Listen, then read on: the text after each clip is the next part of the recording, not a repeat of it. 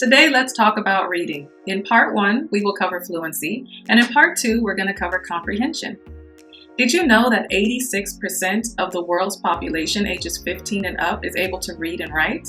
That sounds great, but let's use the United States as an example, since about 86% of Americans are considered literate. Although 86% are considered literate, about 50% of Americans are unable to read at an 8th grade level. 20% are able to read at a 5th grade level or below, and 21% of Americans are illiterate. So yes, 86% of the country is considered to be literate, but look at how low the levels of literacy are. Now, when we look at the news and different written papers and different things, the majority of newspapers are written at an 8th to 10th grade level. So now remember, I just told you that half of Americans are not able to read at an 8th grade level. So they're not going to be able to fully comprehend a newspaper or other written text that's written at an 8th to 10th grade level. So let's find out if you are a fluent reader. Let me go ahead and get my timer ready. So you will have 1 minute for this brief little quiz to see how fluent of a reader you are. So get ready. In your 1 minute, you're going to read a text out loud. So pause the video or take this quiz later if you're around an area where you're not able to talk out loud. But you need to read out loud as fast as you can for 1 minute. So go ahead and get ready. Pause the video if you need to or skip ahead to the next part. I have my timer ready. And I will blow this up so that you get the full minutes. Ready, set, go.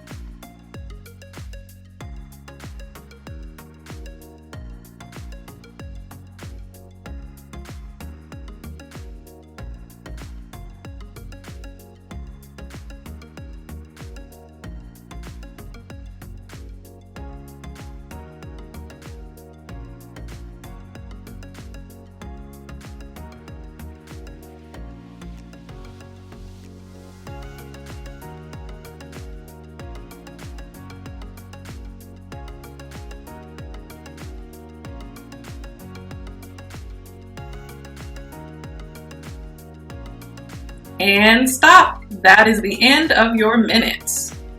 So let's talk about this for a second. How do you think you did? Think you did pretty well? Let's find out.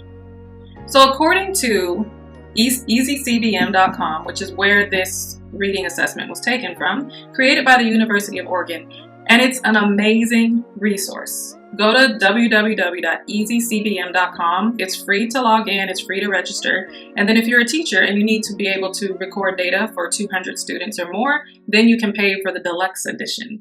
But if you just want to use it for yourself or for a fewer amount than 200 students, it's free. This is an amazing resource for reading and for math. So please log on to easycbm.com, create an account, and start using this to progress monitor your students or your children. Okay, so let's look at this.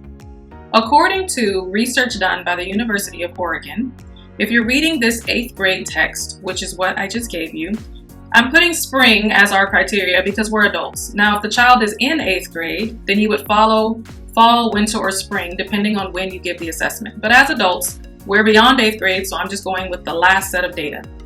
If you're at the 50th percentile, meaning half of people who read this passage are able to read 158 words per minute.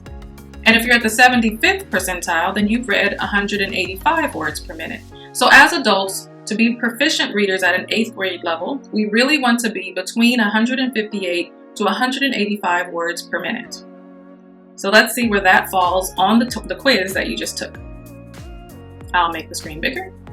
So if you are in the blue area, so you were able to get down to this blue section within 1 minute reading out loud, then you are between the 50th and 75th percentile of readers at an 8th grade level. Now, if you're an adult, you technically should be higher than that. However, if you're able to read around this blue area, then you're doing well. Hopefully you like that. Our first objective of this video is to be able to describe 3 components of reading fluency. And the second objective is to be able to describe strategies for improving reading fluency. So let's start with beginning reading skills, because we don't want to just jump straight into reading fluency if we first haven't addressed some of the beginning reading skills. So when we look at beginning reading skills, first you'll notice if you are learning the English language, you have all of these different symbols, which we call letters. And all of these letters have sounds, and they all have capital and lowercase orientation. So before you can even begin to know about a phoneme or a grapheme, you first had to know that letters comprise the English language. Now, if you're learning a different language like Chinese or Arabic or French or Russian or any of the other thousands of languages around the world, they have their own codes of language. However, these 2 definitions apply to all codes of language. First, we have the phoneme. A phoneme is the smallest unit of sound in a word. So when you hear k, that sound can be a C or a K or a CK.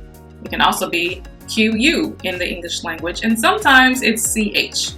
So if we look over onto the right side, what is a grapheme? A grapheme is the way we write a phoneme. So a grapheme is, think of graph, or think of writing something down, like writing a graph, drawing a graph. We are writing the actual symbol of the language. And in English, like I just said, k can be written in 5 different ways: C, K, CK, QU, or CH.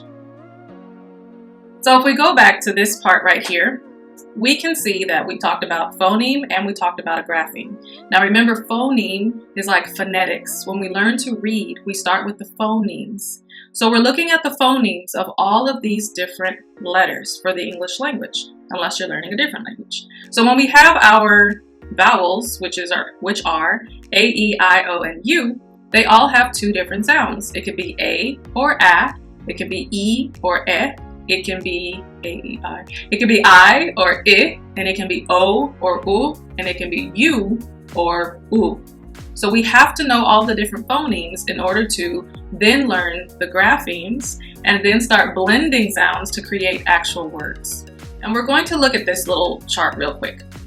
So if you look at the top is the actual sound waves for the word that is being spoken.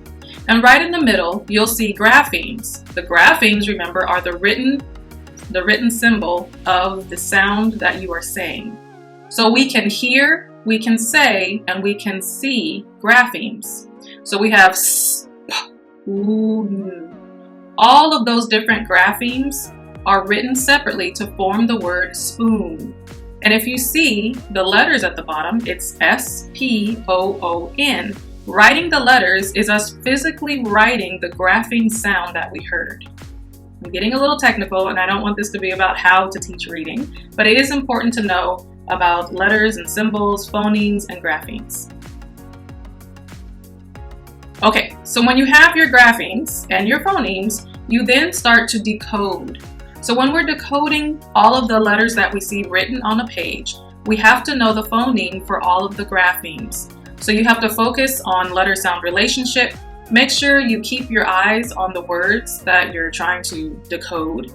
And then if you're not sure what the phoneme is for the grapheme, then words are just squiggles on a page. How many of us know how to speak Arabic? I only know a couple words. How many of us know how to speak Mandarin? I don't know any words.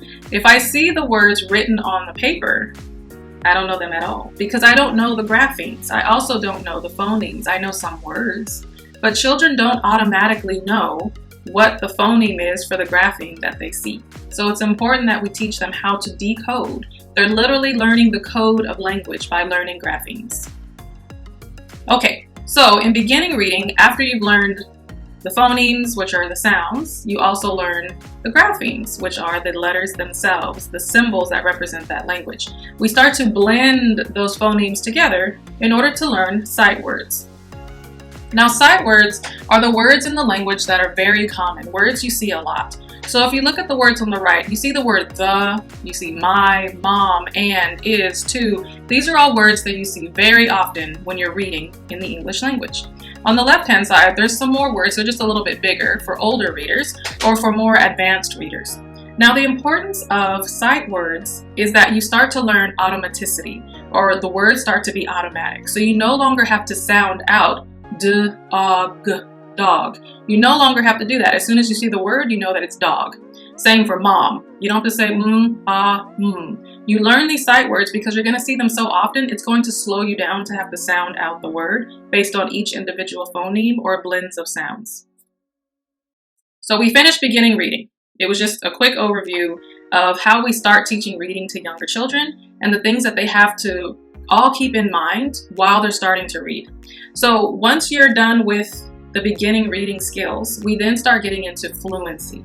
Now, fluency is extremely important to be a successful reader.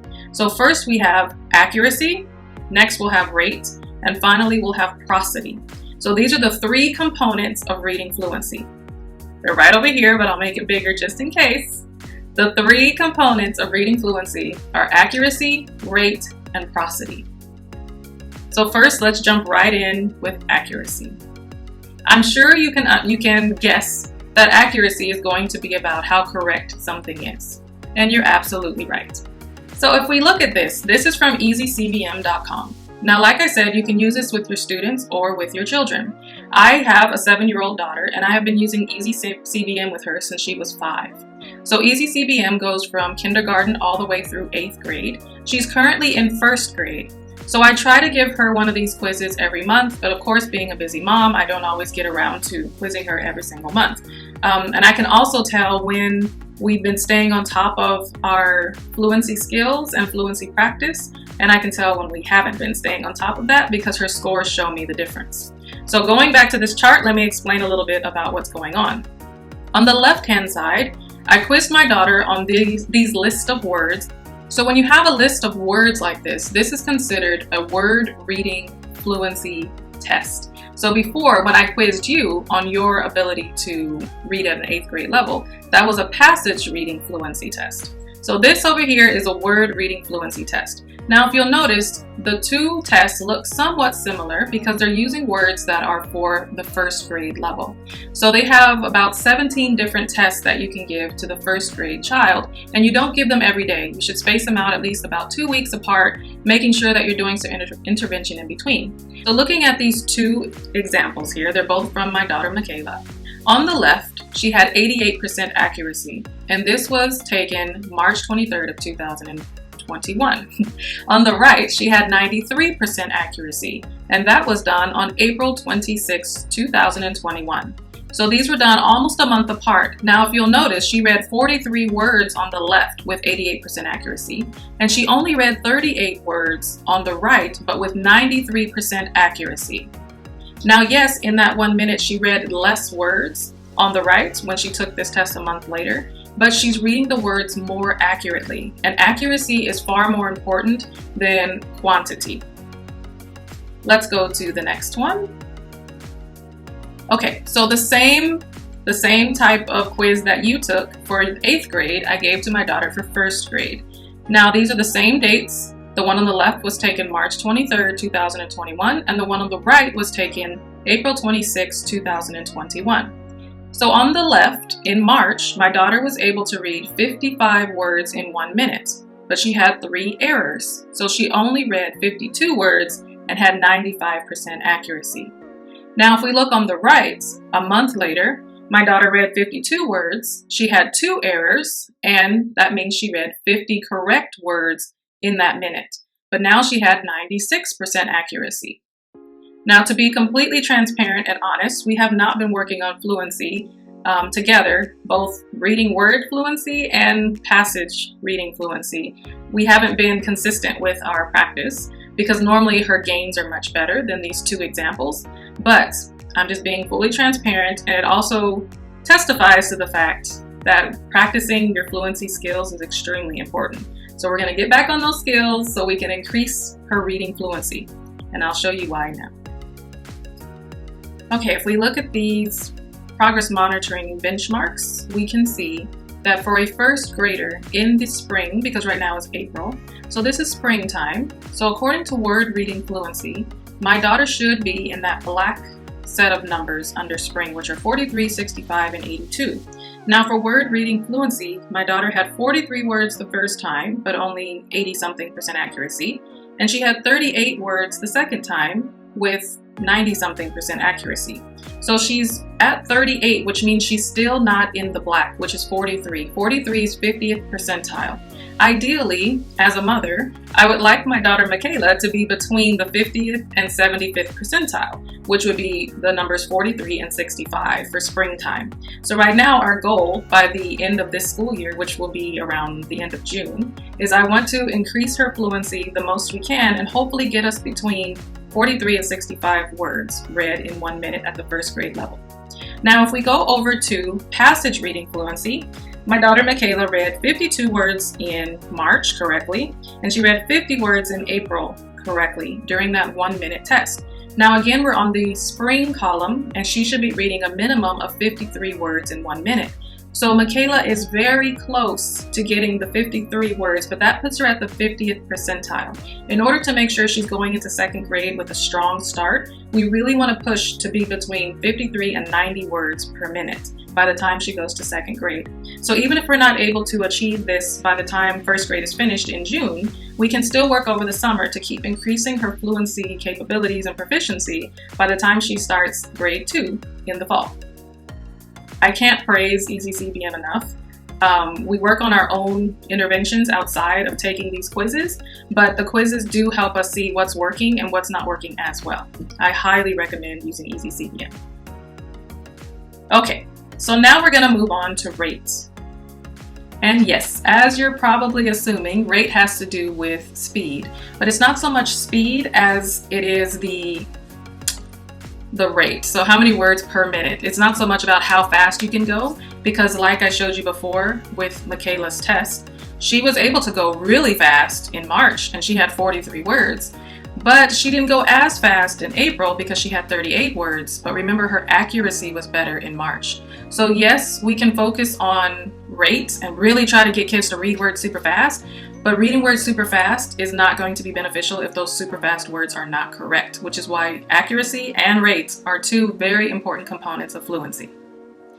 If we go to the passage fluency rates, EasyCBM gives great information. It has the date, it shows you the total words read, which was 55 in March, how many errors Michaela had, which was 3, and so how many correct words per minute in total. So of course they take the total words, they subtract how many errors, and then they let you know how many words were read correctly in that 1 minute.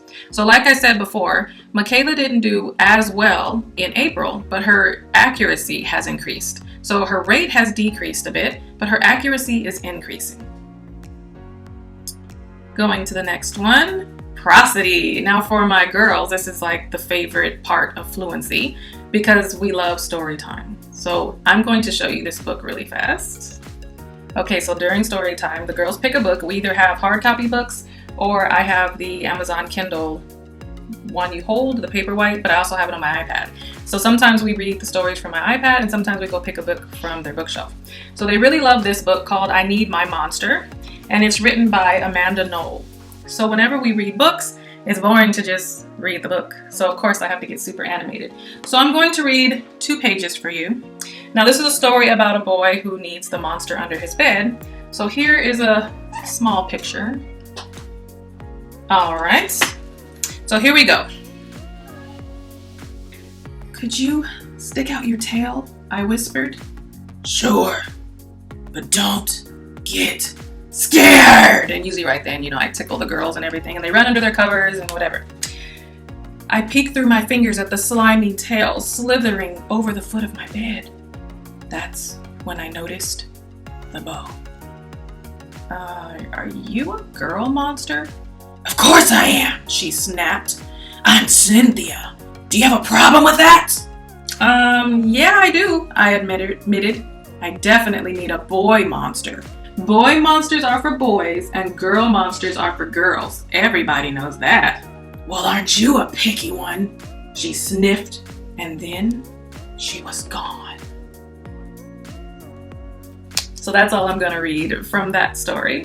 But that is to express or give you an example of prosody. Prosody is about the tone, the inflection, pauses when you see a comma, getting a higher pitched voice when there's a question mark at the end, or being excited when there's an exclamation point. These are all parts of fluency. So we have accuracy, meaning you need to read the words correctly.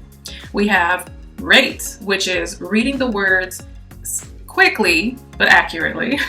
And then we have prosody, which is when you're reading the words with inflection. So I kind of just gave away this next response, but can you describe the 3 components of reading fluency? If you don't remember, then go ahead and rewind the video to make sure that you remember about accuracy, rate, and prosody. So let's move on to fluency strategies. So we already talked about beginning reading and how the mind starts learning about this code of language that we use and turn into language for written language and spoken language. Then we went into the important parts of fluency, the accuracy, rate, and prosody. So now let's go into some strategies, even some things that I use with Michaela to help increase her fluency. Our first strategy will be repeated reading. Now, repeated reading isn't when you're repeating after someone. Repeated reading is when you're reading and then you reread that same thing again. So by reading something over and over, you're able to correct your mistakes along the way so that when you read it the next time, it will hopefully be smoother. So by repeated reading, you're going back over the words and they become more and more familiar to you. You can also do repeated reading with word reading fluency, and you can do passage reading fluency. Ball, baby, lost. Most. No. Most. Men. Mean. Mean. Nap. Walk. Tim. Tim has a nap. Tim is in the mud. A big bug sat on top of Tim. The bug did tug on Tim. Tim was mad at the bug. The bug got him up. Tim ran to nip the bug. The bug was on the big log. Tim ran to it. All right, for the next strategy, we're going to use choral reading. Choral reading is just like you see in this picture, is when everyone reads together. So you can do choral reading as a whole class, you can do choral reading with small groups, and everyone would have the same book or the same passage of reading or the same word list, and they would all read them together, much like a choir or a choral singing group.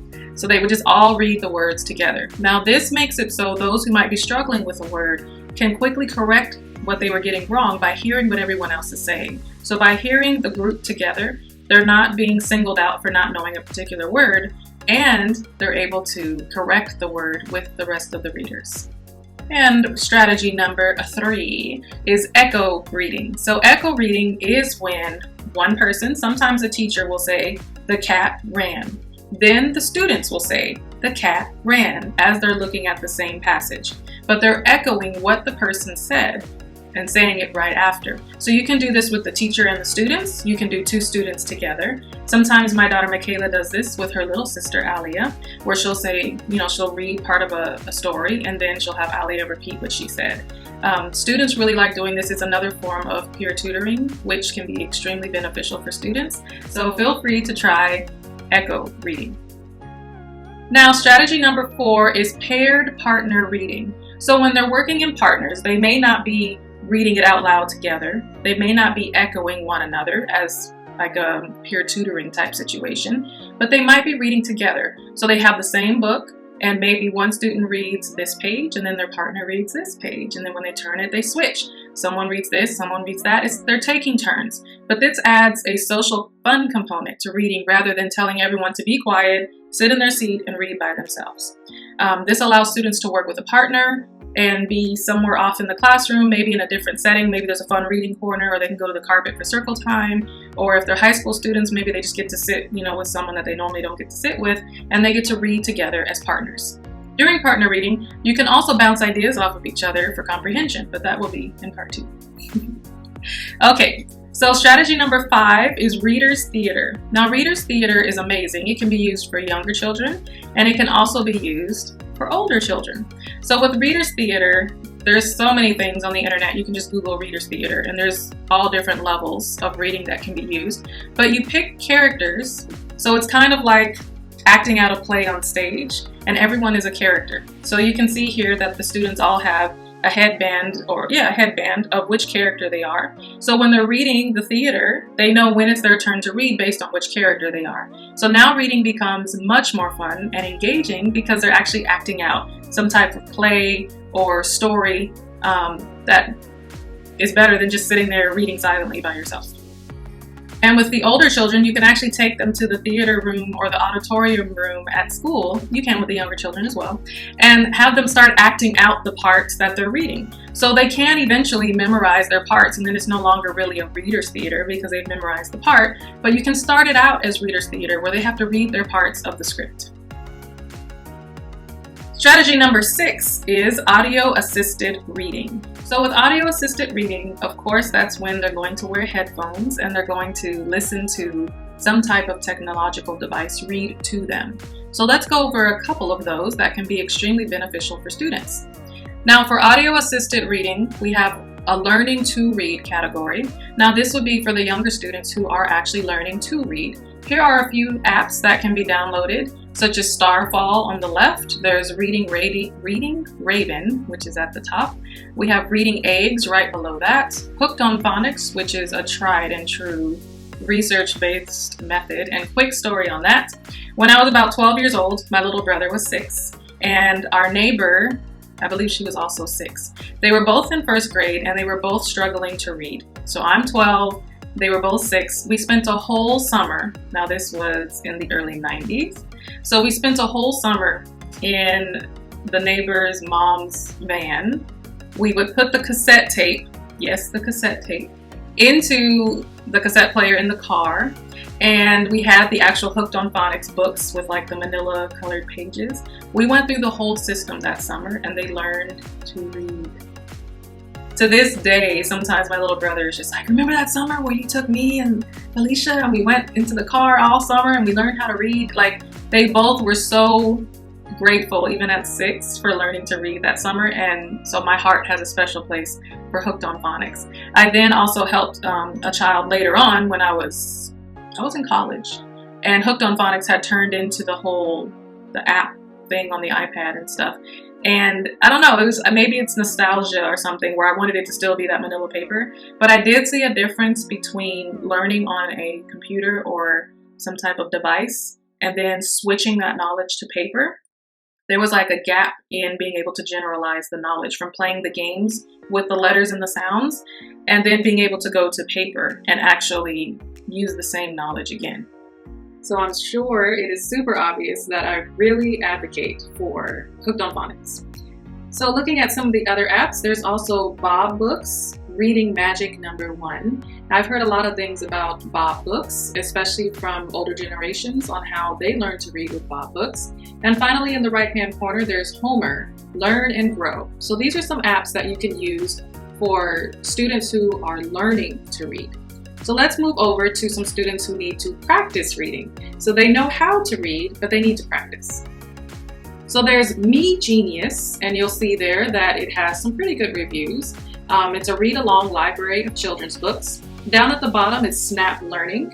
And we also have Epic, kids, books, and reading. My daughter personally uses Epic at her school, and sometimes she'll just ask me if she can use her iPad so that she can go on Epic, and she'll just go in the corner, or she'll go under my desk here. She'll turn on Epic and she'll just watch, she'll listen to the stories, but she'll watch as it highlights the words along the way. So anytime she wants to go on Epic, I say, yes, you can go on Epic.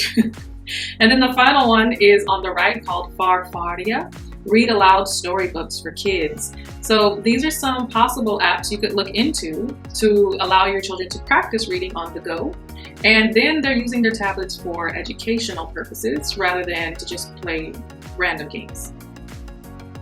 Now, the next one is how you can have a free version of text-to-speech, or have a free version of something reading out loud for you. So I'm sure some of you have heard of the Amazon Kindle. That one's not free, but you can buy the Kindle, or you can download the free app from Amazon, and then you can buy books on Kindle, and it always goes to your Kindle app. So the app itself is free, but you pay for the books that you want, and there are several books that are free for you to choose from, especially when it comes to children's books. You can use the audio function for it to play books for you. Now, sometimes this feature is required with audiobooks. It's like a program that you have to buy for the book to be read out loud, but sometimes it's free and you can use it in the accessibility feature. The one I like the most as far as being free is in Word. So if you have Microsoft Word, you can go to View in the toolbar or in the menu, and then you'll see an icon for Immersive Reader. When you click Immersive Reader, then you can highlight text that you want read out loud to you, and it will read the text for you. So yes, it sounds like a computerized robot, but if you just need some type of free device, then you can copy and paste information into Word and then highlight it, or put the cursor where you want it to start reading, and you can click Immersive Reader and go through the steps for it to read that text to you. It could also read it to your students. So if you found some grade level text that you want read out loud and you don't have time to record yourself reading it, which is something else you could do, is you could record yourself reading various things for students to listen to. Or you can go over to Microsoft Word and use the text-to-speech feature. Another little tidbit of information that I was made privy to by one of my amazing friends is the app called Libby by Overdrive. Now remember, when we were younger, because nowadays, when you were born in the 80s, you got to have so much knowledge at once. We knew what an 8-track was. We knew about Atari, but then we also knew about cassettes and CDs, moving into digital downloads. Like, we got that whole little summary of everything. So when I was younger, we took trips to the library. Yes, we physically walked to the library. We got an actual library card and we had the books where you open the book and there's like a little rectangle with the date you have to return the book by. We don't have that anymore. Like, now you buy the books. Yeah, you can go to a library, but a lot of libraries now are more like coffee shops. But back to the app. You can download this free app, and then it gives you access to the public library in your area. And you can still check out books just like if you went to the library. I personally love this app because I was buying books for my Kindle. And then when my amazing friend told me about Libby, I registered for my local library. And in the States, I believe it's for the United States. So I registered for my local library in the United States. I didn't have my library card signed up, but I did it right there in the app. And now I can check out books for like 2 weeks and then the book disappears. And when the book comes to me, it actually goes to my Kindle. So I recommend downloading the free Amazon.com Kindle app because the app itself is free. And then get free Libby because then you can get library books, which are also free, that will go to your Kindle. Then, my phone's not here, but I have Kindle app on my phone. So sometimes, when you're just out and you're waiting, or, there's usually because you're just waiting in line for something at the bank or whatever, I'll turn on my Kindle app and I'll start reading my library book. I don't have to bring the book with me. I always have my phone, so I can just use my phone. I also have my Kindle device, so when I'm on the beach and I don't want that glare from the screen or interruptions from messages from other places, I use my actual paperwhite Kindle and I read books from there. But I'm getting free books from Libby by renting them from the library for free. So download Libby. And I'm sure they have lots of children's books that you can use with your kids to practice reading. Now, we're at the end of the video. So can you describe strategies for improving reading fluency? We went through a lot of strategies, so I'm hoping you remember some of them so that you can answer this question. If you're not able to answer this question, please rewind and go back so that you are able to answer the question. Because this was our second objective of the video. So thank you so much for watching. Make sure you click onto the next video of this series of strategies. The next video will be about improving reading, but part 2. So part 1 was about fluency and part 2 is going to be about comprehension. So make sure you don't miss that. Be sure to like and subscribe to the channel. And I thank you so much for watching this video. I look forward to you being in the next video. Don't forget to like and subscribe. I know I said that before, but it's really important that you subscribe to the channel so that I can continue putting up these videos, and I appreciate all of your support. Thank you.